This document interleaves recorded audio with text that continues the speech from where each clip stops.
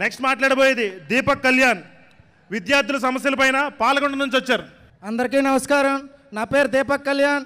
నేను చదువుతుంది BTech final year. మాది పాలకొండ నియోజకవర్గం. నేను ఈరోజు మాట్లాడుతున్న అంశం ఏంటంటే, ఉత్తరాంధ్రలో ప్రతి ఒక్కరు అనుకుంటారు ఉపాధి కోసం మాత్రమే వలసలు ఉన్నాయని చెప్పి. నేనేమంటున్నా అంటే, ఉత్తరాంధ్రలో ఉపాధి కోసం కాకుండా విద్య కోసం కూడా వలసలు ఉన్నాయని గుర్తించాలి. ఈ సభాముఖంగా చెప్తా ఉన్నాం. ఎందుకంటే ఉత్తరాంధ్రలో ఉన్న 10 నియోజకవర్గాలు చూసుకుంటే 10 నియోజకవర్గాల్లో కూడా నియోజకవర్గానికి 1 డిగ్రీ కాలేజ్ మాత్రమే ఉంది. ప్రతి డిగ్రీ కాలేజ్ కూడా దాదాపుగా ఒక 17-27 కిలోమీటర్ల దూరంలో ఉన్నాయి. ఎటువంటి ఎక్కడున్న విద్యార్థులు కానీ యువత కానీ చదువుకునే అవకాశం శ్రీకాకుళం జిల్లాలో లేదు.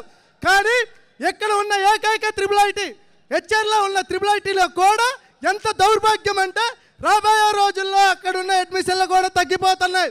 ఎందుకంటే అటువంటి IIIT కాలేజీలో ఉండాల్సిన మౌలిక వసతులు, బోధక సిబ్బంది అంటే శ్రీకాకుళం జిల్లాలో ఉన్న IIITలో కూడా అడ్మిషన్స్ తగ్గిపోతున్నాయి అంటే ఆలోచించండి. మేము కోరుతుంది ఒకటే, మా బతుకులు మారాలి. మారాలంటే మాలో విద్యా వికాసం జరగాలి అంటే మా ప్రాంతాల్లో మీరు వచ్చే ప్రభుత్వం ఏదైనా సరే మా విద్యార్థులకు చదువుకునే విధంగా, మా ప్రాంతాల్లో ఉండే విధంగా ఇక్కడ విద్యా అవకాశాలు కల్పించాలి.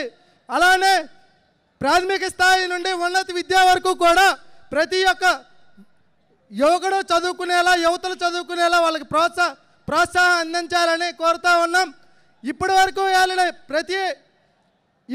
వెళ్ళిన ఈ కుటుంబ రాజకీయాలు మన జీవితాన్ని వలసలుగానే గుర్తించాయి తప్పితే శ్రీకాకుళం జిల్లానికి ఉపయోగపడినట్టు లేదు. మనం విప్లవకారులను ముద్ర మాత్రం వేశారు. మనం ఈ విప్లవకారాన్ని, విద్యార్థుల కష్టాల్ని వచ్చే ప్రభుత్వాలు తీర్చకపోతే మళ్ళీ విద్యార్థుల విప్లవం చూస్తారని కూడా సభాముఖంగా చెప్తా ఉన్నాం. Thank you so much.